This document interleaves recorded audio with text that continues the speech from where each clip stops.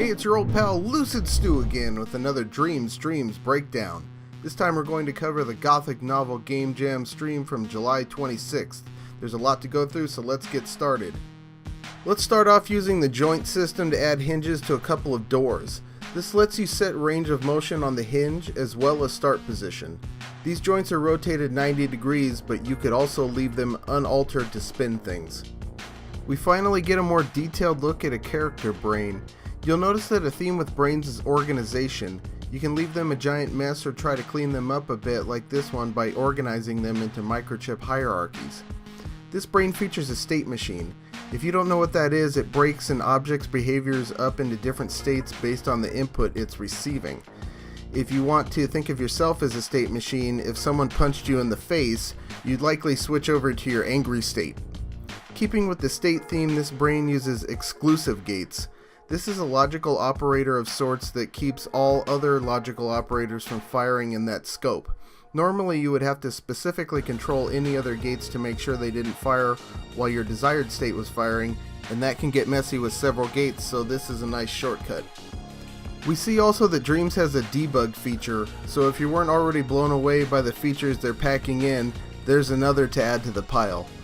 Debugging shows you how the logic is working under the hood in real time. That way, if something isn't working the way you intended, you can look at how the logic is flowing and see where it's going wrong. Jumping out of logic for a second, we see you can use strokes to simulate cloth physics on the character's cape here. You'll probably end up seeing this all over the place. I'm thinking pirate ship sails myself. This is an example of how you can set a character's power to off and then wake it up by powering it on with logic. This will be useful for trying to conserve resources by shutting non-essential things down that aren't within the player's proximity.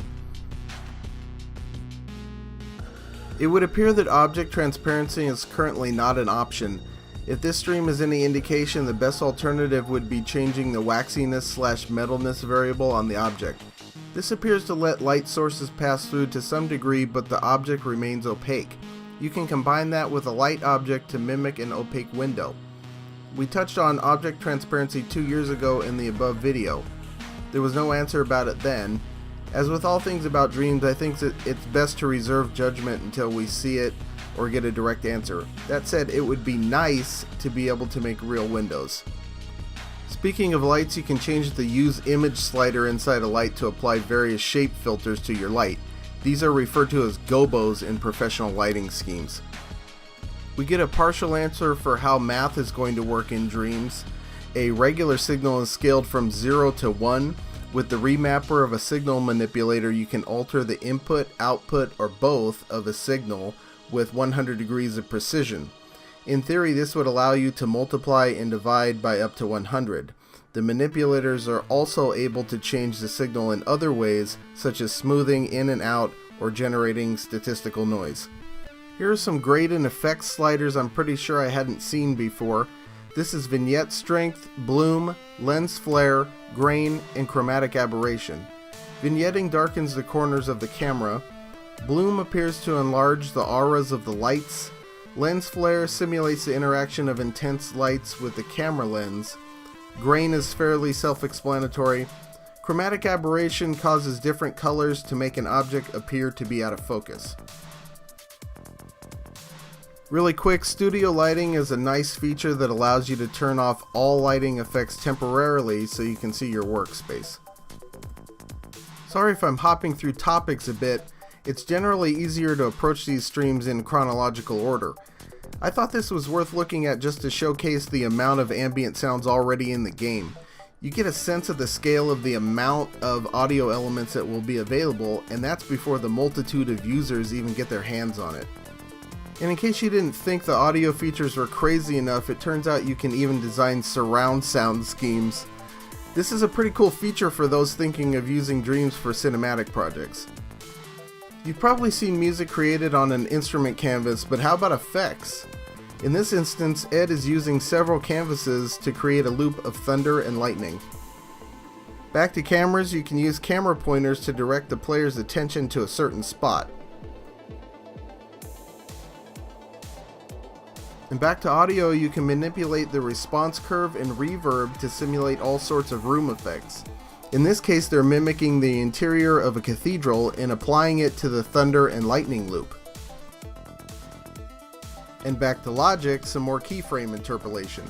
In this instance, they're using the incoming smoothing to naturally move this door from its start position to its recorded end position. This is a NOT gate. A NOT gate is a logical operator that fires when the condition is not true. In this case, it's being coupled with a trigger zone to start a rain effect when the player is not inside the building.